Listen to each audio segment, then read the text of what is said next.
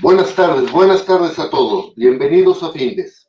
Son las 18 horas, día 29 de noviembre, momento de dar inicio a la transmisión del webinario que tenemos preparado en materia de la realidad del pensamiento y la palabra, refiriéndonos concretamente a la poesía. Soy Emilio Villalobos, directivo de la Fundación, y les agradezco la oportunidad que nos brindan de dirigirnos a todos ustedes. Me acompaña el profesor Camilo Reynó Arana, especialista de Findes en el área de desarrollo humano, a quien me permito presentar como licenciado en filosofía con estudios de maestría en filosofía. Con una experiencia docente de más de 25 años como profesor de asignatura en diferentes divisiones y universidades de México. Las materias que imparte son antropología filosófica, filosofía de la educación, ética, metafísica, teoría del conocimiento y otras más. Es autor de diversas publicaciones y artículos especializados en temas relacionados con el factor humano. Y antes de cederle la palabra, les invito a que nos formulen preguntas, nos realicen sugerencias u observaciones, y al término de la plática dispondremos de algunos minutos para atenderles. Camilo, buenas tardes. ¿Podemos iniciar? Muchas gracias, director. Buenas tardes. Y a los que se conectaron para compartir con nosotros este rato, bienvenidos y muchas gracias también. El tema de hoy, en el marco de la realidad del pensamiento y la palabra, el factor poesía. Suelo utilizar en clase una expresión coloquial, diciendo que en términos de información y conocimiento, manejamos muchos mitotes, no en términos de relajo o fiesta, sino en términos de mito grandote, mentiras. Respecto del concepto poesía, no es la excepción. Normalmente solemos realizar una identificación demasiado parcial, como ejerciendo un fenómeno de sinonimia entre poesía y verso, por poner un ejemplo. Y no es el caso. Veamos con rigor técnico un poquito el significado del concepto. ¿Qué es la poesía? Si hablamos de bellas artes, aunque les duela a los cineastas que dicen que el cine es el séptimo arte, los únicos que dicen que el séptimo arte es el cine son los cineastas. Algún día, quizá no lejano, se pueda habilitar esta línea humana como el séptimo o la séptima de las bellas artes. Por lo pronto, oficialmente son 6. Pintura, escultura, arquitectura, música, teatro y danza y literatura. Ya la literatura es una de las bellas artes. Si la poesía es un modo de hacer literatura y remite al concepto belleza y arte en la expresión humana, entonces poesía en el marco de la literatura es hablar de arte en el arte. Un referente hermoso respecto del concepto poesía se lo debemos, en mi opinión, al segundo más grande cuentista de habla hispana, no de México, de habla hispana, en mi humilde opinión. En gusto se rompen géneros, pero hablo del maestro Juan José Arreola. En mi opinión, como cuentista, solo abajo del maestro Juan Rulfo. Y hay un pasaje hermoso donde él dice: amo el lenguaje por sobre todas las cosas y venero a los que mediante la palabra han manifestado el espíritu. ¿Por qué me impacta, me conmueve y sobre todo me parece hasta técnicamente precisa la expresión? El peso específico de la palabra. Una palabra en offside, una palabra en fuera de lugar, una palabra impertinente, le puede agujerar el alma a una persona. Puede ofender, puede lastimar, puede hacer muchísimo daño. Por contrapunto, una palabra oportuna, pertinente, adecuada, puede hacer un enorme bien. El peso específico del lenguaje. Las cosas son como son o son como las pensamos.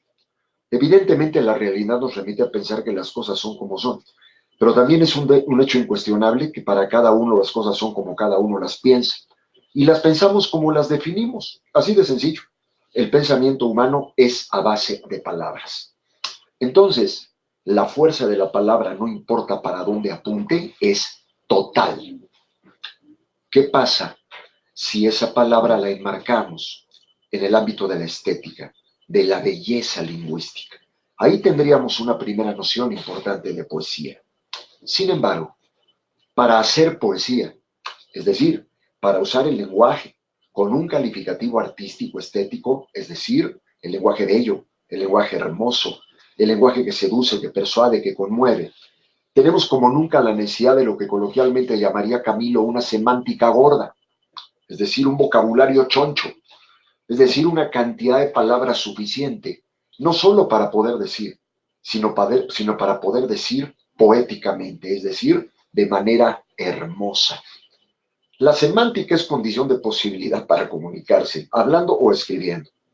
Máxime si lo que pretendemos es no solo decir, sino decir con un contenido conmovedor, seductor, y que verdaderamente embelezca, que verdaderamente seduzca, que realmente persuada desde el punto de vista también de la belleza del lenguaje. Poesía no es sinónimo de verso, no hace poesía solo el que rima. La poesía tiene de entrada dos connotaciones y dos dimensiones radicalmente opuestas. La poesía en prosa y la poesía en verso. Hablemos, respetuosamente dicho desde luego, en términos de coloquialismo para ignorantes. Poesía en prosa, decir cosas hermosas a renglón seguido. Poesía en verso, que haya rima, que haya métrica, que haya consonancia. Pero tan poeta el versificador como poeta el prosista. Eso de entrada que quede perfectamente claro.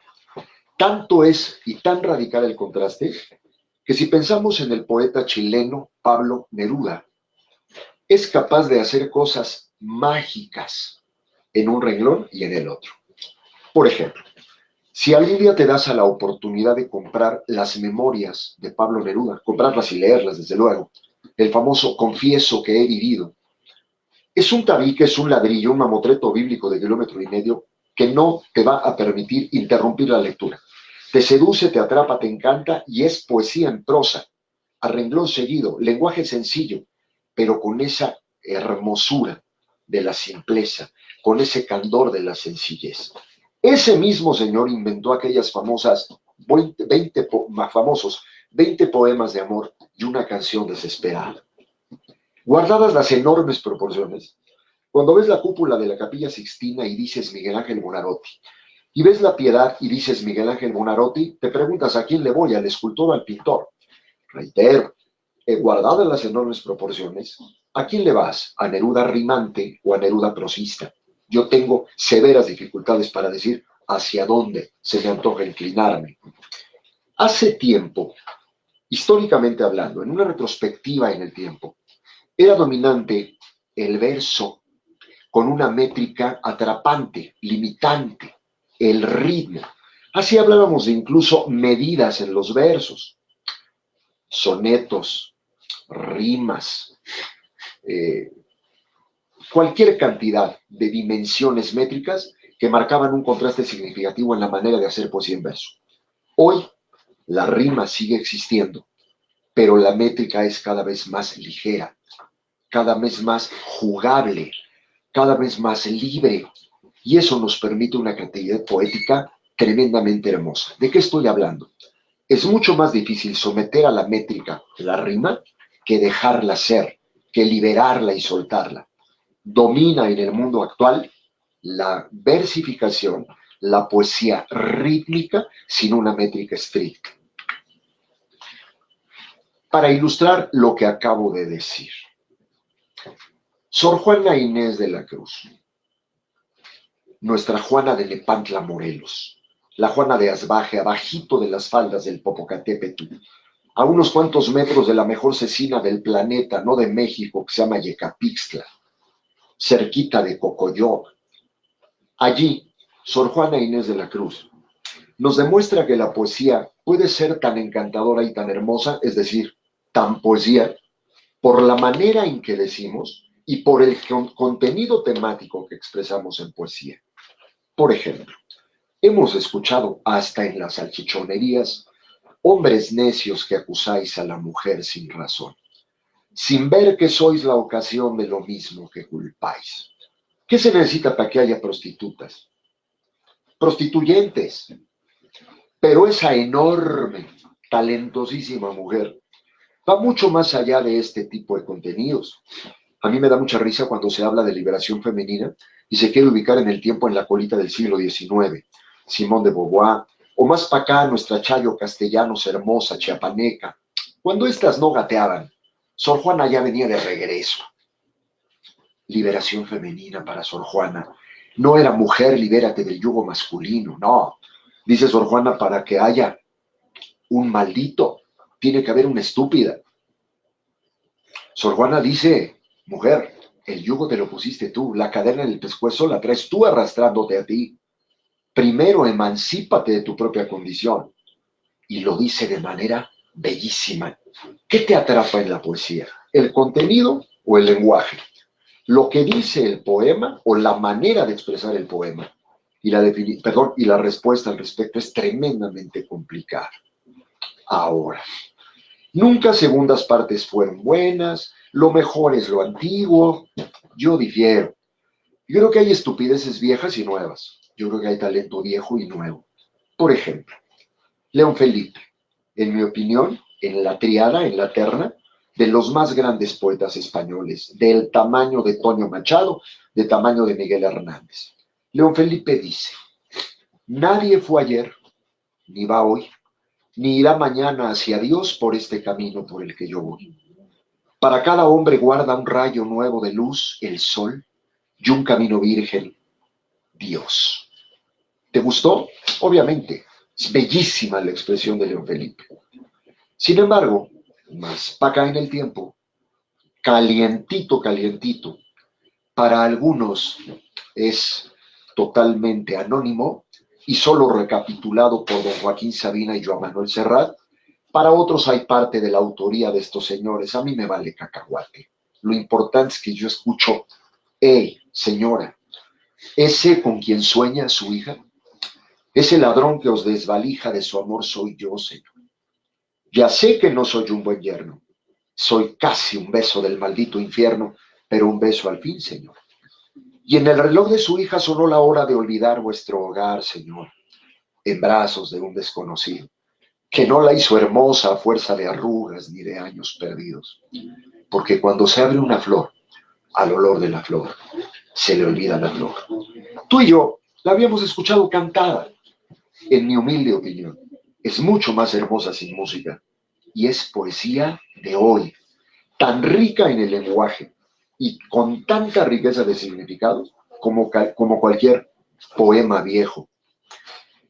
Amigos, musicalizado también, Antonio Machado es exquisito y es tan viejo como nuevo, porque el contenido poético, cuando es de fondo, no caduca. No hay camino, se hace camino al andar. Al andar se hace camino y al volver la vista atrás se ve la senda que nunca se ha de volver a pisar. Eso es porque no hay camino, solo estelas en la mar. ¿Va a caducar este poema, amigo que estás teniendo la bondad de escucharme? Hombre, caducamos las personas. La poesía con contenido rico y vasto es simplemente eterna. Y no estoy en un ataque de romanticismo espiritual o emocional. Estoy convencido de lo que te estoy diciendo. Tengo un problema para invitar a la gente a acercarse a la poesía, antes de ir a un par de reflexiones más. ¿Por qué no leemos poesía? Yo tengo dos respuestas. La primera, porque en México en general nos vacunaron contra la lectura. Olvídate de poesía o de otro tipo de lectura, en general. Esta vacuna nos la pusieron por ignorancia, por planes académicos estúpidos. Suelo decir medio en broma, medio en serio, que a los 14 y 15 años en tercero de secundaria, donde tratan de acercarnos a la lectura, los jóvenes tenemos juntas alborotadas la hormona, la neurona y la querendona. Y te avientan a leer estupideces, no per se, sino estupideces para que las intente leer un 14 o quinceañero. La Galatea, Rinconete y Cortadillo, el Periguillo Sarmiento, la historia del ingenioso Hidalgo Don Quijote de la Mancha. ¿Qué quinceañero puede entrarle a eso? Por piedad. Habría que darnos a leer contenidos temáticos diferentes para que realmente nos estimularan en la lectura. Suelo decir con recurrencia, ¿por qué no darnos a leer a los 15 años, cuando todo es efervescencia y ebullición? Literatura cuasi pornoerótica, ¿no? Giovanni Boccaccio, el de Camerón, algo que realmente enganche al joven. Amigos, por un lado, hay una vacuna contra la lectura en general. Si encima hablamos de poesía, Es decir, te voy a arrimar a la lectura que te va a encantar por el lenguaje. Cuando no leemos y por consecuencia no tenemos lenguaje, pues la vacuna es doble. Ni leo y mucho menos leo poesía. Y muchísimo menos si la poesía es en verso. Hoy, desde una perspectiva, desde el adulto joven, yo diría incluso desde el joven adolescente hasta el más viejo de los seres humanos, podemos desde otra perspectiva acercarnos a la poesía. Pero si alguien de los que está compartiendo conmigo este rato, y más que conmigo, con Findes, es padre de familia, acéptenme un reclamo y una invitación o casi una receta. Lean, pero si deciden no leer, que sus hijos no paguen los platos rotos, promuevan la lectura. Y si es la lectura poética, más mejor, diría el Indito. ¿Qué nos puede regalar la poesía desde el punto de vista, en sentido amplio, factor humano? Yo creo que la plenitud humana, este concepto tan gastado pero tan real de realización humana, se consigue con base en pedalearle y meterle pila a la conjugación de dos matrices. Primero, entender lo que somos como personas y luego identificar y definir los espacios donde como personas nos movemos. ¿De qué carambas estoy hablando? Un ser humano es un cuerpo que piensa y siente. Por consecuencia, tenemos una dimensión material, una dimensión intelectual y una dimensión emocional.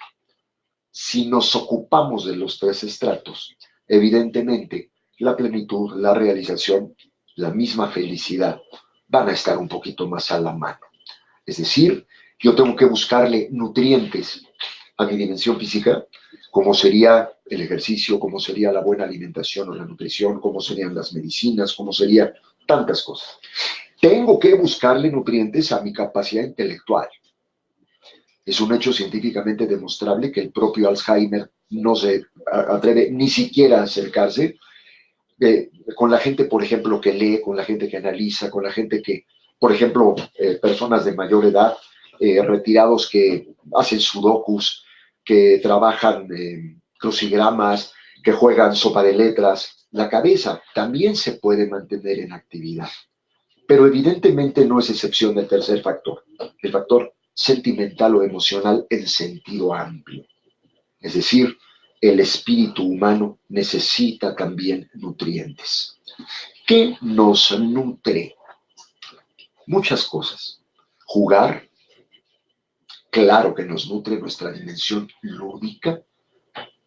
Distraernos y relajarnos, hablo literalmente del descanso. Nos nutre el deporte, pero espiritualmente nos nutren las bellas artes.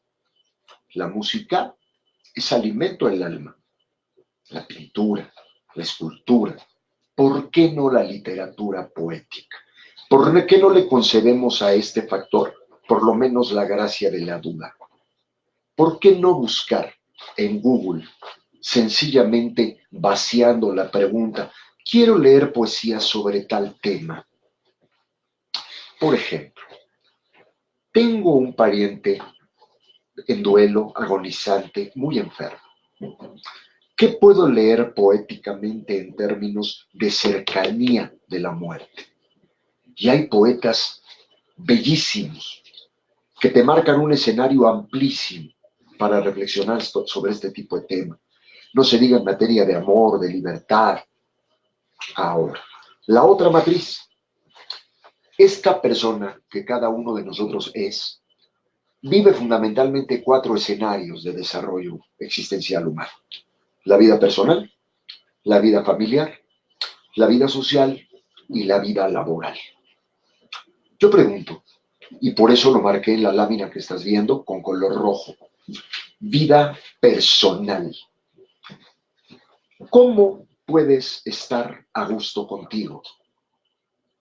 Es decir, cuando tu última solitud, diría Juan Núñez Escoto, cuando tu único compañero eres tú mismo y tienes ganas de ese espacio contigo, ¿por qué no virtualmente acompañarlo con la lectura poética que te va a remitir a escenarios de reflexión profunda que literalmente se convierten en caricias para el alma?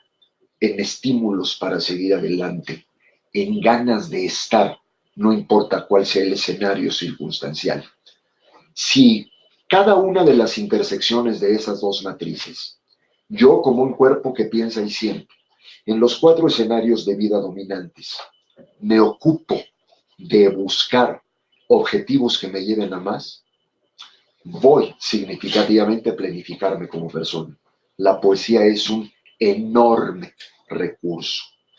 Ahora, escuchar poesía, leer poesía o hacer poesía. Yo creo que no son factores recíprocamente excluyentes. No es o, es y. ¿Por qué no intentas un poema? ¿Cómo se intenta un poema? Piensa en algo que sientes y que al mismo tiempo que sientes te rebasa tanto como sentimiento que lo quieres compartir.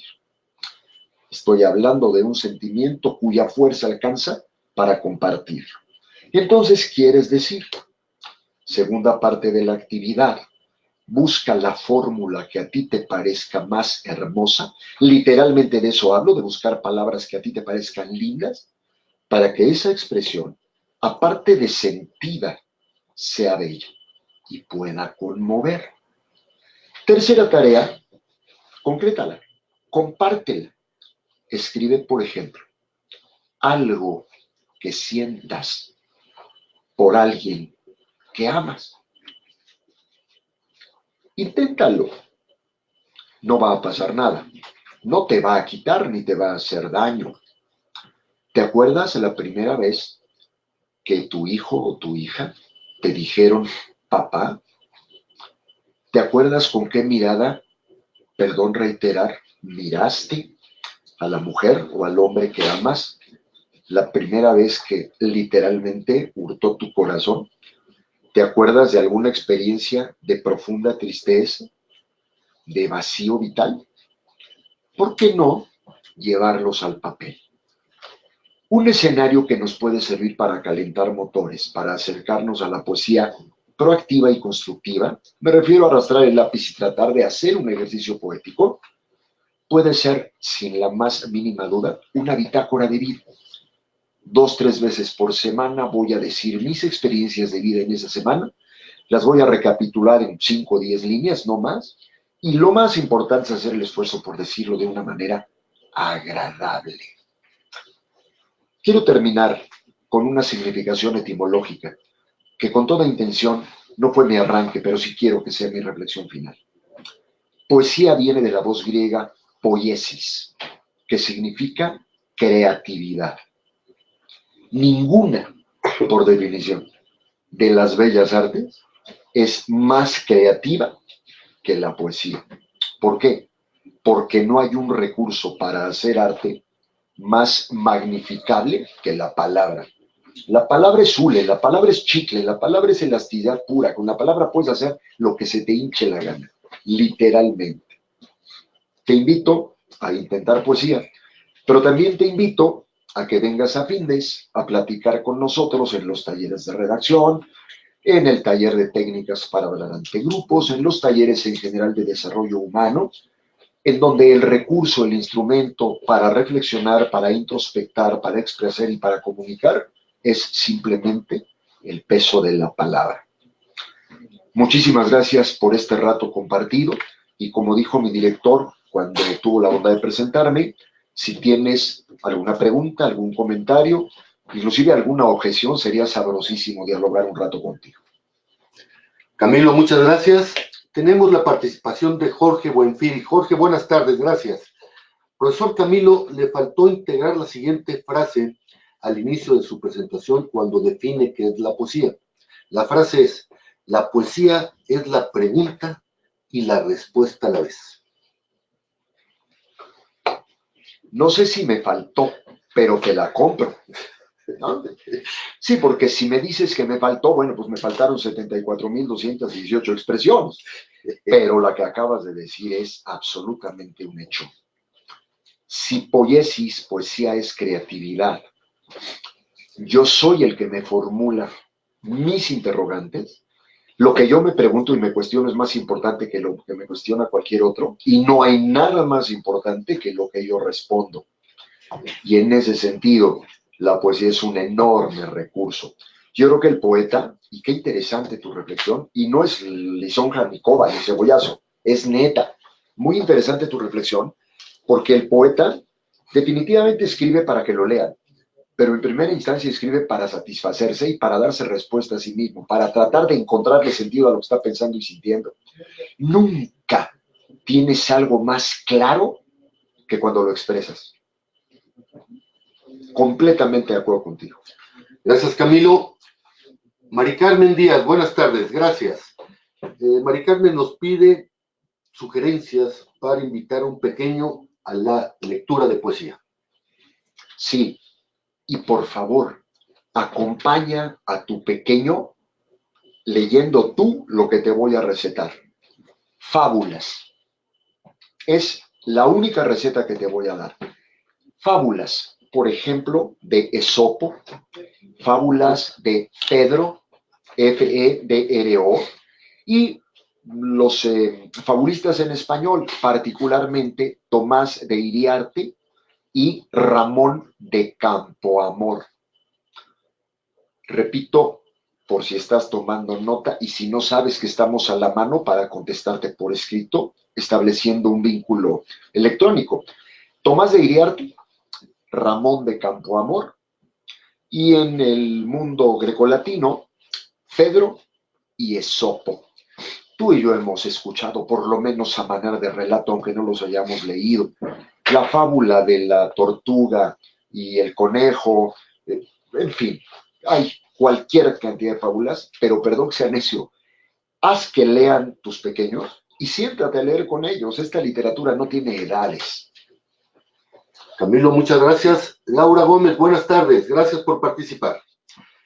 Laura nos dice, mi jefe es un gran jefe, pero es curioso, su principal razón de éxito, y cuando menos de su carisma, es porque nos habla con poesía.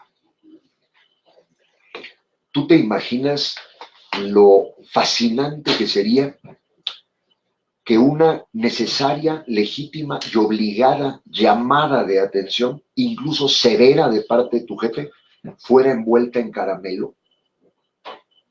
¿Qué pasaría si entendiéramos que la mejor versión del lenguaje asertivo es decir lo que tengo que decir de manera pertinente?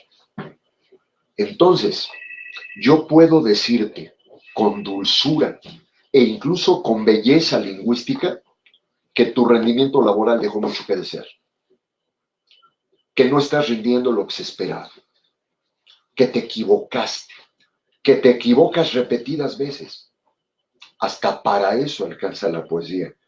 Me encantaría que clonaras a tu jefe y lo repartieras en alguna u otra instancia. Y no me estoy quejando de los míos. Mis dos patrones son excelentes personas. Estoy hablando de que otro mundo laboral viviríamos si el clima laboral pudiera contar con un modo de lenguaje y de expresión un poquito más generoso y más noble. Camilo, muchas gracias. Ricardo López, buenas tardes, Ricardo. Ricardo nos dice, la comprensión lectora se fortalece y se mejora por medio de la lectura de poesía en verso. Parece que amanecí consentidor, pero otra vez estoy completamente de acuerdo. Hemos escuchado muchas veces, está de moda además hoy, lo escuchamos con mucha mayor frecuencia, la diferencia entre lectura rápida y lectura de comprensión. Esa es una división estúpida. No hay lectura que no sea de comprensión. Si no comprendes lo que leíste, no es lectura. Punto. Por consecuencia, si el lenguaje es poético, es un lenguaje que te obligará a reflexionar para entender y por consecuencia tendrás que profundizar. Y lo que se profundiza amarra como conocimiento. Lo único que se va a quedar en tu memoria para siempre es lo que pudiste atender. Y lo que solo buscaste memorizar como retentiva, paradójicamente se te va a olvidar. Ancla cognitivamente lo que profundizaste. Y la poesía a chaleco te lleva a profundizar. Camilo, muchas gracias. Silvia Yáñez, buenas tardes, gracias. Silvia nos pregunta, ¿qué aconsejaría a una joven escritora que inicia en el camino de la poesía? En la Universidad Iberoamericana donde yo me formé, tuve un compañero en el Centro de Información Académica, vulgo biblioteca, poeta, escritor argentino, de muy altos vuelos, el maestro Hugo Gola. Yo tenía desde siempre la pasión por escribir. Y un día le dije, maestro, ten la bondad, revisa estos 2 ensayos que escribí. Y me dijo, con mucho gusto los reviso, pero no te voy a retroalimentar. Caracoles, entonces no me sirve que los lea. Si quiere, léalos, pero yo lo que quería era que me orientara. Para nada. El poeta tiene que nacer lírico. Si tú escribes, pides mi opinión y empiezo con rigor técnico y te corrijo y te digo que te falló la métrica y que esta palabra no me gustó, estoy cooptando, estoy machacando, estoy mutilando tu afán creativo y tu afán poético. Entonces, despáchate, esa fue la receta que Hugo me compartió. Despáchate 2 años de escribir sostenidamente sin pedirle opinión a nadie. Al cabo de 2 años, entonces viene generar el oficio, aprender técnicamente. Entonces sí, talleres, seminarios, bohemias, veladas literarias, acercarte a poetas. Hay verdaderas tertulias maravillosas en lo que esto te puede ayudar a crecer. Pero insisto, de entrada, haz lo que te apetezca y no lo sometas a consideración de nadie. Camilo, gracias. Joaquín Ares, buenas tardes, gracias por participar. Joaquín nos dice, una forma eficiente de llevar a los niños a la lectura es a través de la música. Sí, sin duda. Y yo te pregunto, no por jalar agua para mi molino, ni por forzarte al tema del día de hoy, pero, perdón, la música como tal es armonía, es ritmo, pero también tiene una significación conceptual. Déjame ponerte un ejemplo. Las 4 estaciones de Vivaldi. No te llevo a las 4 estaciones, te llevo a la primavera, nada más, la primera de las 4 estaciones de Vivaldi. Tú tienes el más jodido de tus días, estás que te lleva la chingada, pones la primavera de Vivaldi y parece que te metieran un cohete en la cola, una transfusión de jugo de tomate y levanta el espíritu. ¿Por qué? Mi punto es, ¿por qué le llamó la primavera? Porque a esa etapa de sus 4 estaciones, el único título que le convendría sería la primavera porque te da una dimensión conceptual de lo que vives en la primavera de tu vida como persona. Entonces, la música también es un significado conceptual y ese significado conceptual tiene un nombre y ese nombre puede ser poético. Ahora, ¿qué pasa con la música que se vuelve canción? Es decir, la música con letra. ¿Habrá alguna bella melodía letrificada que no sea poética? Por caridad. Yo creo que al contrario, la buena música con letra, es decir, la canción bella, es bella por la música y por la letra. ¿De acuerdo? Camilo, muchas gracias. Jacinto Hernández, buenas tardes. Gracias por su participación. Ayer la RAE, Real Academia Española, rechazó oficialmente el lenguaje inclusivo, y digo bien inclusivo, no incluyente. Más allá de lo que haya dicho la RAE, ¿qué opina usted de estas nuevas formas de expresión? Me refiero a todes en lugar de todos y todas. Chics en lugar de chicos y chicas. Amigues en lugar de amigos y amigas. Yo creo que una cosa es lo aberrante y otra cosa es lo aberrante y corriente. Entonces, estas nuevas versiones me parecen la encarnación de lo patético y las descalificaría absolutamente todas. Sin embargo, no hay que perder de vista, y tiene su valor, que la Real Academia Española no establece normas a las que ajustamos el lenguaje. El orden es exactamente al contrario. Primero hablamos como hablamos y luego la RAE dice vale o no vale. Y para mí, infelizmente, y soy instructor de redacción, la RAE cada vez es más laxa y más consentidora. Y no debería ser así. Por consecuencia, siento que está sucediendo parteaguas. Me salí del huacal, esto se volvió una anarquía, fui demasiado tolerante y ahora te meto en camisa de 11 varas y te voy a amarrar. Yo diría, bendito sea Dios. Gracias, Camilo. Antes de terminar esta transmisión, les recuerdo que todos los jueves a las 18 horas estaremos abordando diferentes tópicos de interés en el ámbito de los negocios y del desarrollo humano. El próximo jueves, 6 de diciembre a las 18 horas, abordaremos el tema ¿qué es un coach? Los esperamos. Inviten a sus compañeros, inviten a sus amigos. Son las 18 horas con 35 minutos. Día 29 de noviembre, damos por concluido el desarrollo de este webinario. Muchas gracias. Hasta luego.